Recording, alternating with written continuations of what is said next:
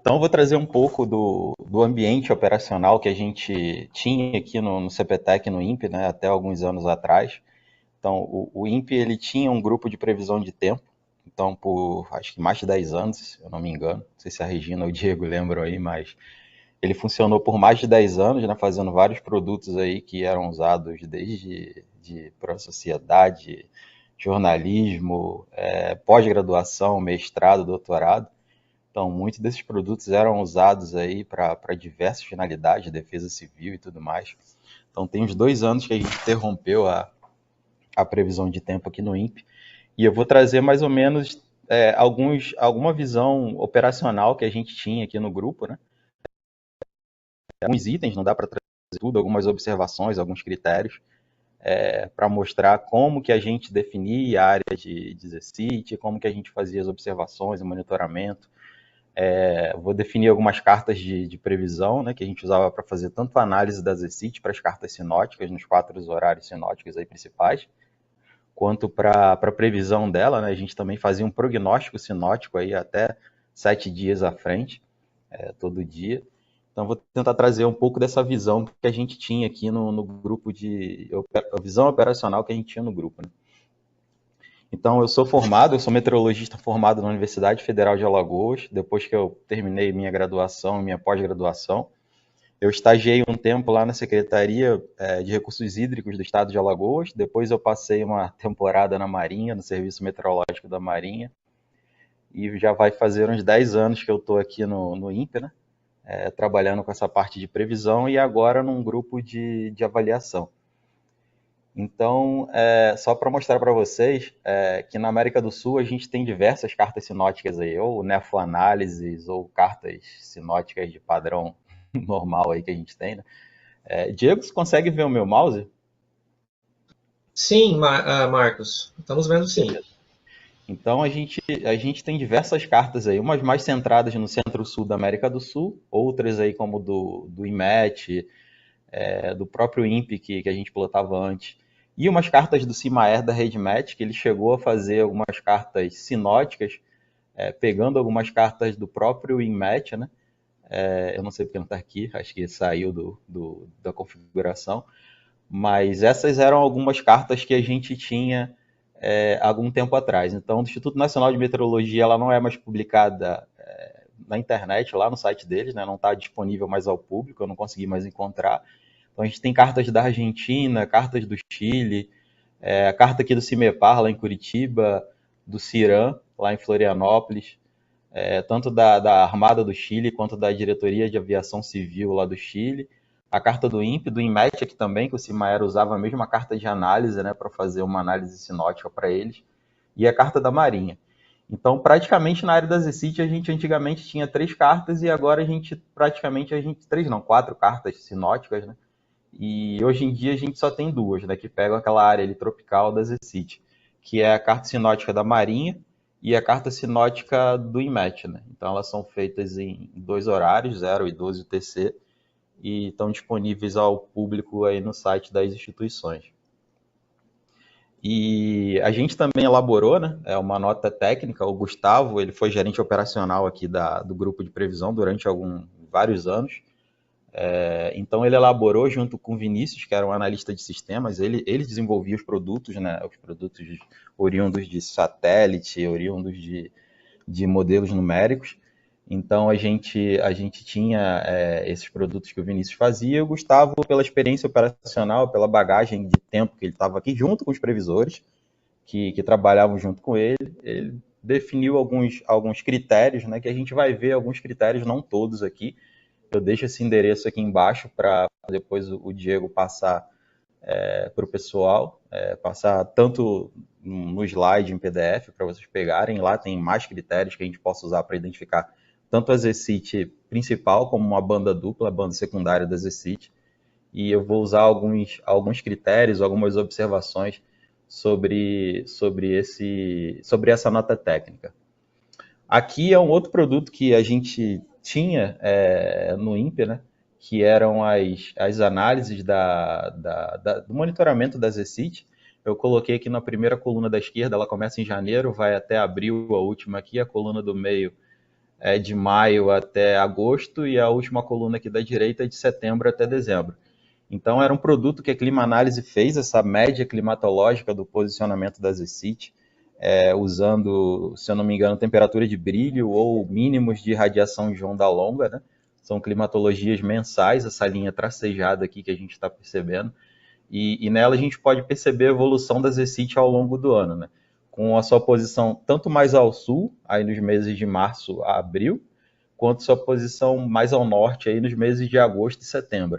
Então ela tem essa variação, ela tem essa sazonalidade, variabilidade aí ao longo do ano. E, ademais a isso, a gente tem uma banda dupla das ECIT, para complicar mais ainda. Então, em alguns anos ela está mais intensa, essa segunda banda das ECIT, em alguns anos não tão intensas. É uma banda de difícil identificação, porque às vezes há interação da banda principal das ECIT com outros sistemas, vórtices ciclônicos, ondas de leste, perturbações ondulatórias nos alísios e outros sistemas ali que possam complicar a identificação dessa segunda banda das ECIT, né? E geralmente ela acontece aí, ela está mais ativa, essa segunda banda das ECIT, entre os meses de fevereiro, março e abril. Então ela fica bem mais ao sul da posição principal, né, das ECIT, e é um sistema meteorológico que provoca bastante chuva ali para a parte norte do Nordeste, e alguns estados do Nordeste se beneficiam desse sistema ao longo do ano. Aqui, só para a gente ter uma ideia, aqui na estimativa de satélite, aqui na imagem da esquerda, né, tem os meses aqui em cima, junho e agosto, setembro, novembro, dezembro, fevereiro e março a maio, onde a gente tem aquele período de fevereiro, março e abril, que são os períodos com maiores ocorrências aqui da banda dupla das ECIT. A gente vê uma segunda banda aqui de precipitação, tocando aqui no norte do Nordeste, às vezes ela está um pouco mais para baixo, ali pegando o Rio Grande do Norte e a Paraíba. E a gente vê uma banda mais clara aqui no Oceano Pacífico, né? Então você vê que tanto no Pacífico é muito mais fácil identificar essa segunda banda das ECIT do que no Atlântico ali. E a gente vê essa variabilidade normal de posicionamento das ECIT ao longo do ano. E os colegas da FUNSEMI, eles continuam fazendo essa análise pentadal, né, das ECITs. Essa aqui é uma imagem da pêntada daqui de 6 de março desse ano até o dia 10. E fazendo a análise ali do posicionamento mensal em relação a cada pêntada aqui, colorida, e a posição média das ECIT. Então, eles também estimaram lá a posição média das ECIT. Eu já li algumas coisas que seria a temperatura de brilho, né? Alguns valores de temperatura de brilho. Eles estimaram essa climatologia mensal aqui, essa climatologia para março, e eles continuam fazendo isso, já faziam e continuam fazendo isso rotineiramente lá, e está disponível no site da FUNSEMI também. E aí a gente, como eu falei, né, a gente tem alguns fatores aí que complicam a identificação, né, algumas dificuldades, né, para identificar as ECIT. Aqui na esquerda aqui a gente vê um trabalho do Elber Gomes, aqui é a tese dele, né, de doutorado que ele fez na USP em 19. Então aqui ele fez uma análise aqui, né, dos eventos de ondas de leste de 89 a 2009, e principalmente aqui na região da banda dupla, a gente tem casos aqui de deslocamento desses distúrbios ondulatórios de leste, justamente no período aqui da ocorrência da banda dupla, né? De fevereiro a abril, ela está começando a incidir aqui no pico de subida aqui das ondas de leste. Isso aqui está todo histórico aqui de 89 a 2009, ao longo dos meses, as ocorrências. E é um sistema também que está interagindo ali com a segunda banda e é difícil de identificação. E às vezes no ambiente operacional isso daí induz ao previsor ou analista que está ali para fazer a carta sinótica, induz isso aí, se ele não acompanhar os dias anteriores ali da duração de um distúrbio de leste, de 3 a 5 dias ali, vagando de leste ali em direção, de leste em direção à costa do Nordeste, pode induzir ali ao previsor, ao analista ali a colocar uma segunda banda da dupla das ECIT, onde seria um distúrbio ondulatório de leste, né? São umas dificuldades encontradas para a identificação dessa segunda banda. Ou às vezes essa segunda banda ela é indicada como uma banda única, né? Então você tem vários conglomerados ali de nebulosidade, e as duas bandas estão muito próximas ali, e às vezes o analista ali que está fazendo a carta sinótica ele coloca uma banda só, e às vezes tem duas, né? Então a gente notava até essa dificuldade aqui também no grupo de previsão para identificar isso. Como a gente sabe, a ZCIT é definida pela circulação atmosférica, né? Na camada mais baixa, a gente tem a convergência ali dos alísios, a convergência de massa ali, e a gente tem uma área de mínima de pressão ali, fazendo toda aquela banda ali de nebulosidade, e uma das características da ZCIT, né? Já na banda dupla, a confluência dos alísios não é determinante para localizar o seu posicionamento. A gente vai ver mais cartas de análise, né, que a gente tem aqui, que nem sempre a gente vai ter duas confluências dos alísios ali, da banda principal e da banda secundária, né? Às vezes essa interação da segunda banda, ela pode estar em níveis superiores. Então, a gente nem sempre praticamente a gente não vai enxergar essa confluência dos alísios ali em níveis mais baixos ali. Aqui é um exemplo, né? Aqui é um exemplo da banda principal da ZCIT, aqui é a carta da Marinha, né? Pegando uma banda só aqui, mais ao norte ali do Nordeste, seguindo pelo oceano. E aqui, mais ou menos, uma análise que a gente fez, que eu tinha feito aqui, para essa banda principal, e aparecendo uma outra banda aqui de nebulosidade aqui, que poderia ser uma banda secundária, mas a gente vê até que tem uma interação aqui com cavado de altos níveis, um cavado em altitude, né, forçando aqui a ocorrência dessa nebulosidade.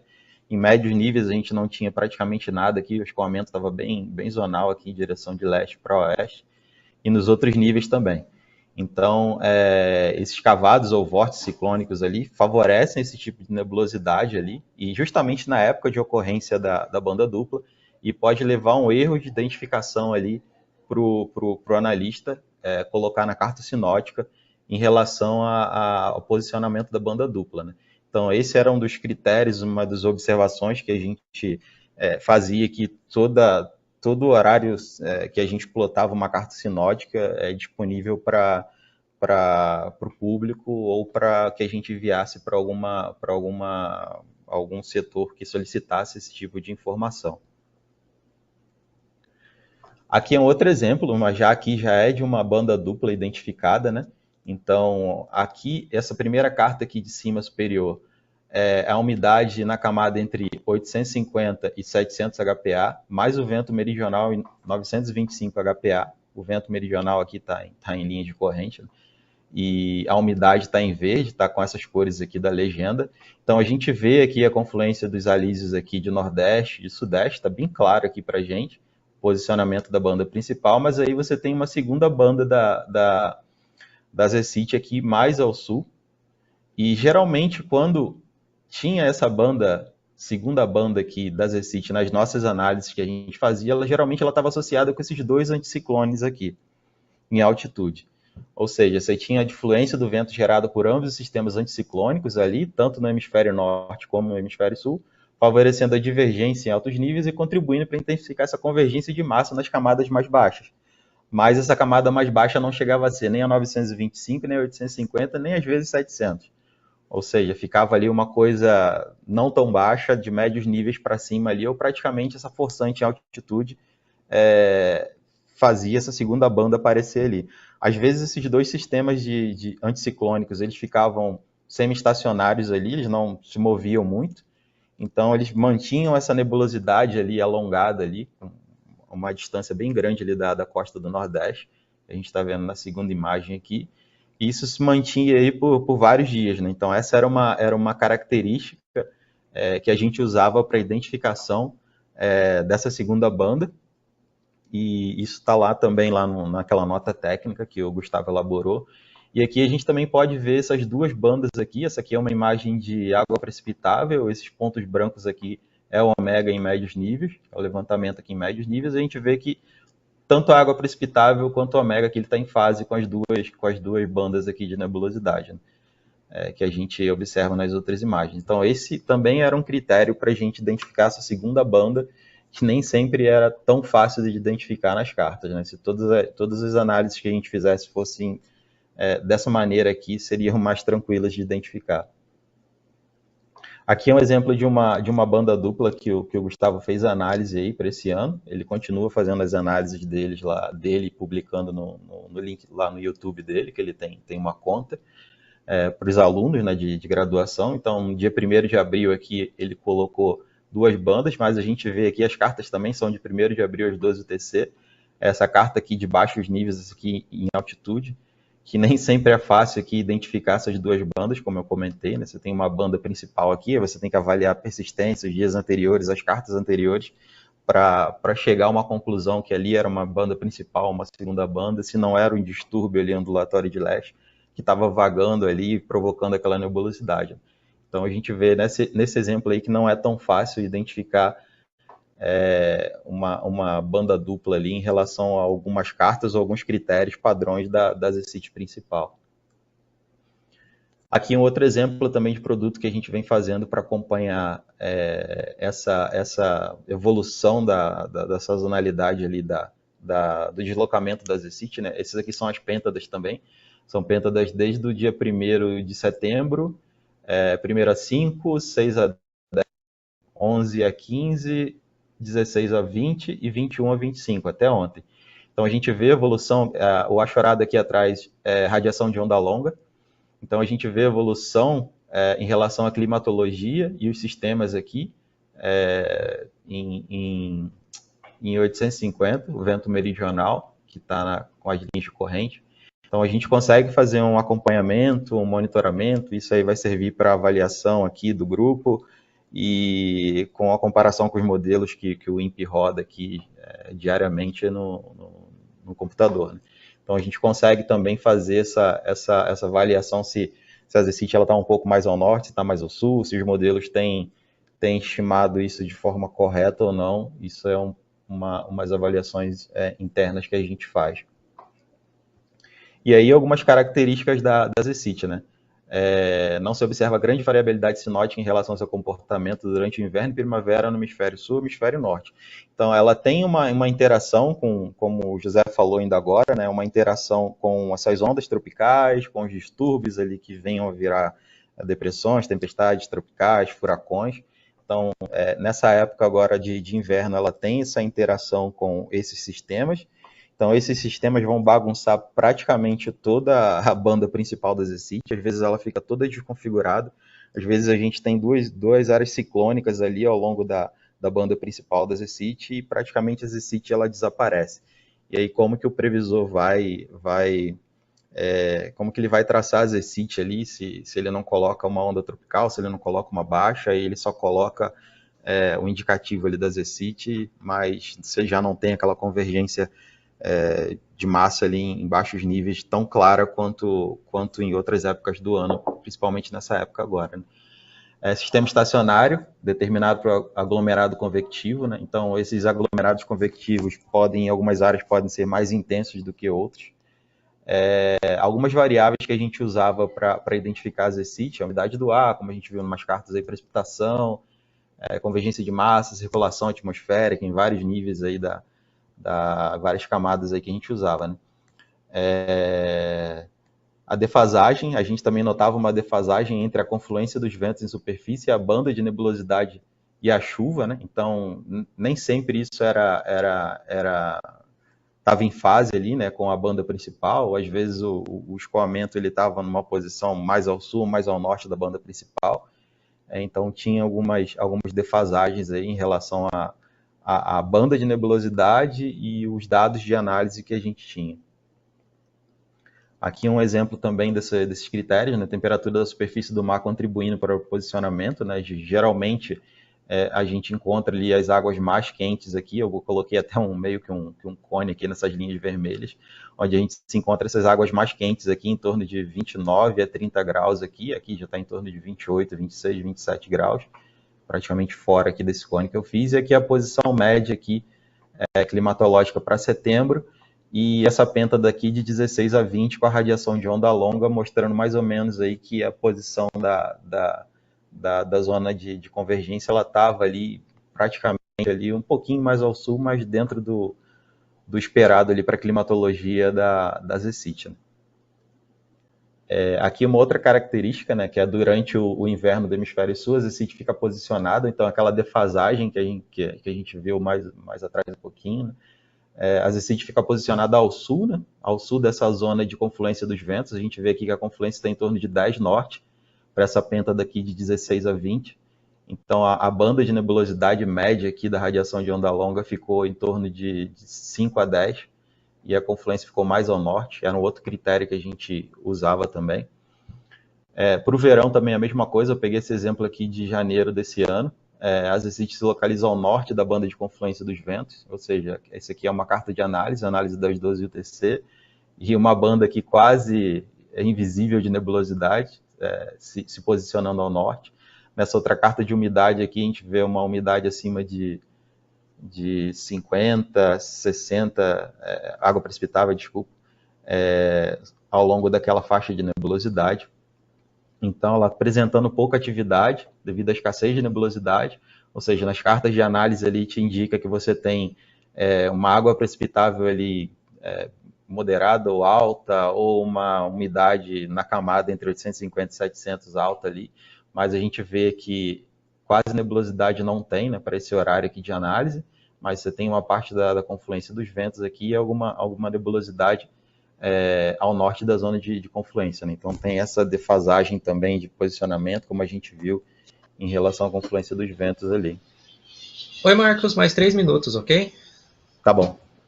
Outro exemplo aqui é o campo de ômega em fase ali com água precipitável, como a gente viu mais atrás, né? Então eles ficam ali em fase ali, nessa parte da banda dupla da ZCIT. Aqui algumas cartas, eu deixo essas cartas aqui com esses índices, esses critérios que a gente utilizava, né, para fazer essa análise. Tem 5 cartas aqui que a gente usava. Aqui alguns exemplos dessas cartas. No canto esquerdo aqui a gente tem 3 cartas, a carta 1, 2, 3, que estão os critérios acima, a carta 4 e 5. E um outro termo que eu queria abordar também, né, eu estava conversando com o Rodrigo, que está lá com o Zé lá, sobre se eu tenho notado esses Monson Truths aí, lá nessa região, né?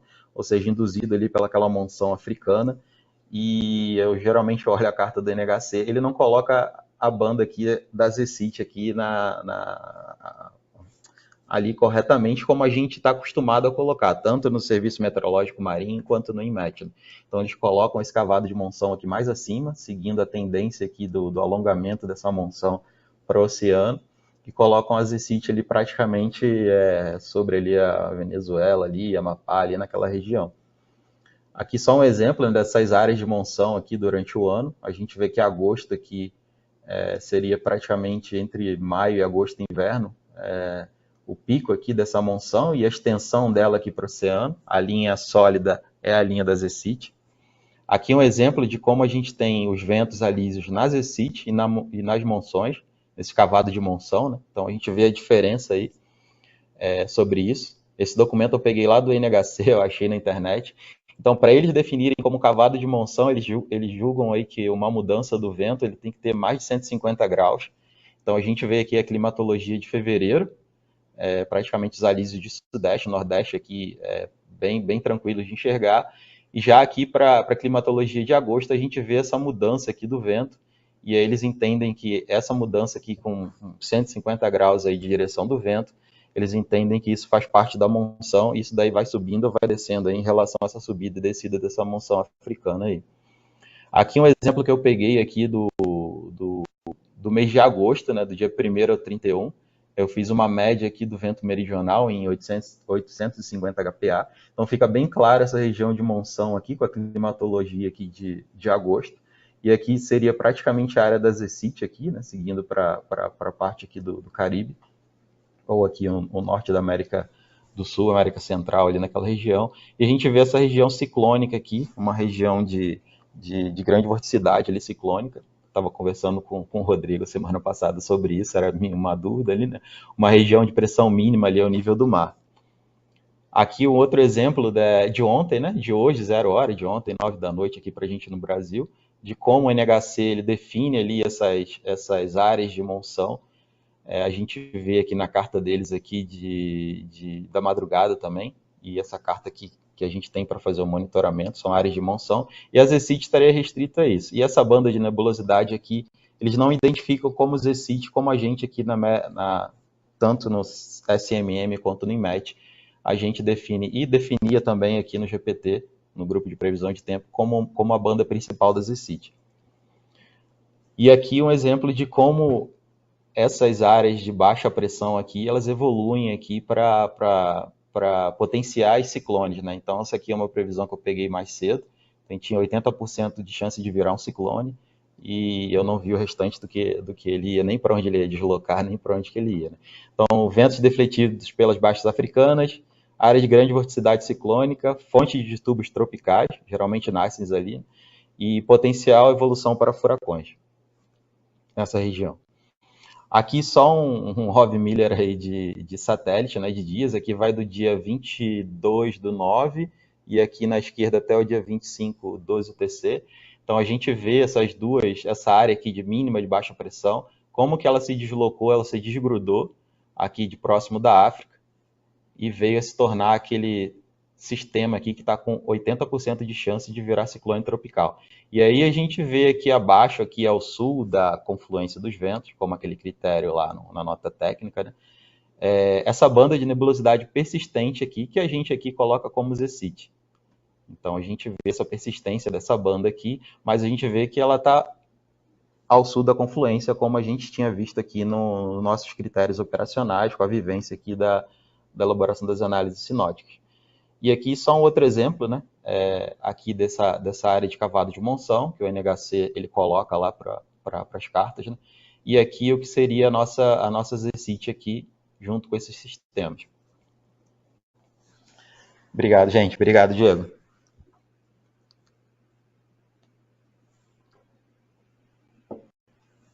Muito bom, obrigado, Marcos. Nós temos aqui algumas perguntas. Excelente apresentação. E essa é a primeira pergunta, Marcos. Além da posição da ZCIT, haveria algum critério em relação à sua intensidade? Olha, eu lembro que na Marinha a gente colocava critérios de intensidade, botava uma barrinha, 2 ou 3. Mas eu não me recordo mais qual critério que a gente usava. Se era mais a temperatura ali do aglomerado convectivo, se era a identificação, porque aqui no INPE a gente não colocava, a gente só traçava, praticamente a gente traçava ali o desenho da ZCIT e não colocava a intensidade. Mas já lá no Serviço Meteorológico Marinho a gente colocava, mas eu não me recordo mais se era apenas pelo topo da nuvem ali, a temperatura do topo da nuvem. Se o Rodrigo estiver lá com o José, ele pode me relembrar isso, mas alguma coisa desse tipo. Perfeito. Poderia resumir os critérios objetivos para a identificação da segunda banda da ZCIT e ondas de leste? Quais são os critérios mínimos ou essenciais que precisam ser cumpridos? Olha, você tinha uma faixa ali de água precipitável bastante intensa, era um critério. Você tinha, a gente colocava também o ômega ali, o levantamento em médios níveis em fase ali com essa água precipitável. A gente também tinha como critério aqueles 2 anticiclones ali, provocando divergência e altitude, forçando a convergência de massa ali em superfície. Acho que praticamente eram esses assim os critérios principais para a identificação dessa segunda banda da ZCIT. Ok. Outro comentário. Verificamos algumas divergências em relação a alguns centros meteorológicos na identificação da ZCIT. Existe algum padrão técnico a ser seguido? Olha, padrão técnico, a gente tem essa nota técnica, que é um padrão técnico, ela está disponível para todos os centros. Eu acho que a gente tem um grupo de meteorologistas que praticamente tem de todos os centros federais e estaduais, se não todos, de uma grande maioria. Essa nota técnica ela foi de acesso fácil para todos, mas se você colocar 10 meteorologistas dentro de uma sala, os 10 meteorologistas podem fazer uma análise diferente.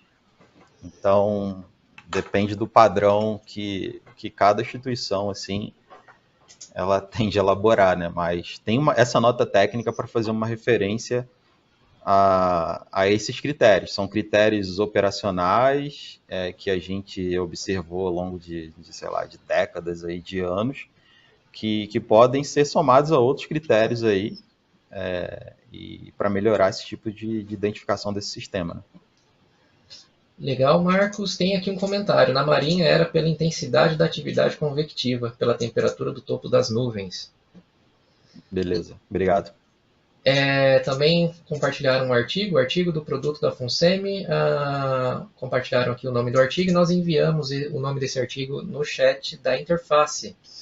E também uma última pergunta, Marcos, em relação aos produtos que eram gerados pelo GPT, existe a chance desses produtos serem transferidos para outras instituições, como por exemplo o deslocamento de frente frias?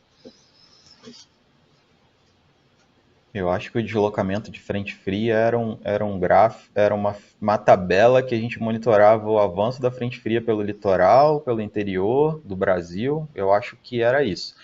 O INMET está fazendo isso, só que eu não sei se ele vai disponibilizar ou quando eles vão disponibilizar na página. Aqui a gente fazia o monitoramento das frentes, o monitoramento dos vórtices ciclônicos, dos ciclones.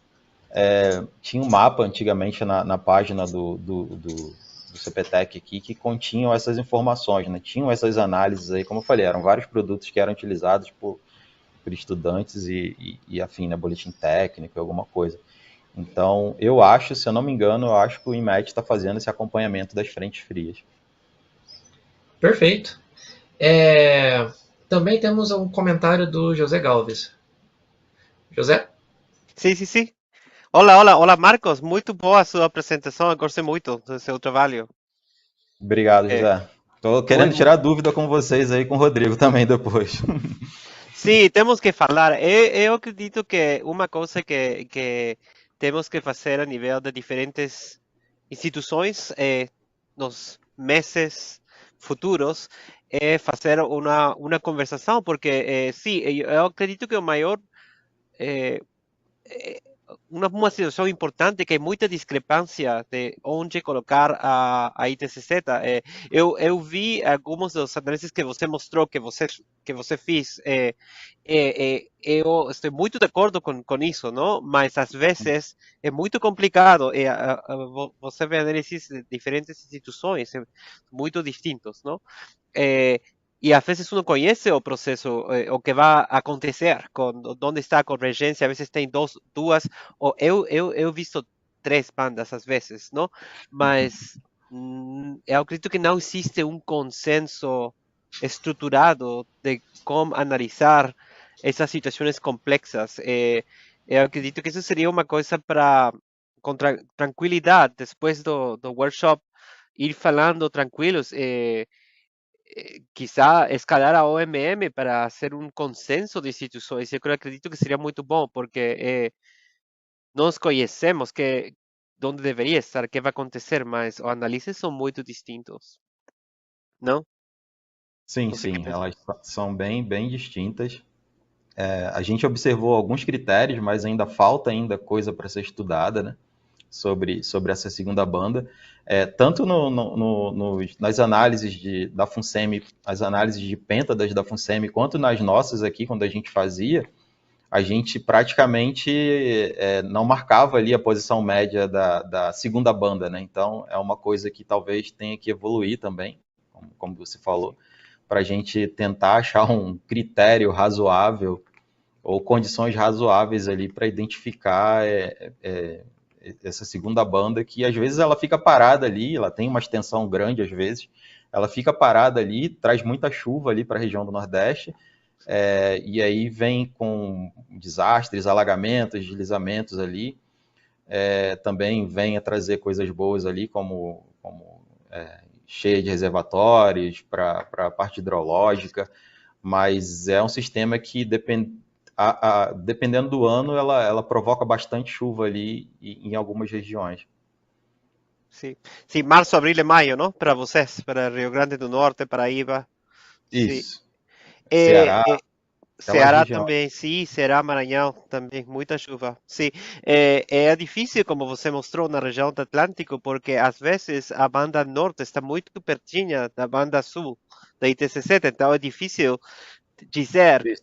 onde está qual é qual, não? Ou onde começa uma, especialmente quando as bandas se aproximam na costa norte do Brasil, não? Isso. Pará, é difícil, sim, não, Isso, é complicado, elas afunilam ali às vezes, elas se juntam sim, e tem esse problema dos pulsos dos distúrbios ondulatórios de leste ali, né? Que eles vêm vagando e aí uma hora eles estão ativos, outras não. Então eles se reativam de novo e aí parece que é uma segunda banda, mas é um distúrbio que tá vagando ali, mas tem que fazer uma análise bem criteriosa para indicar esse sistema como um outro sistema numa carta sinótica.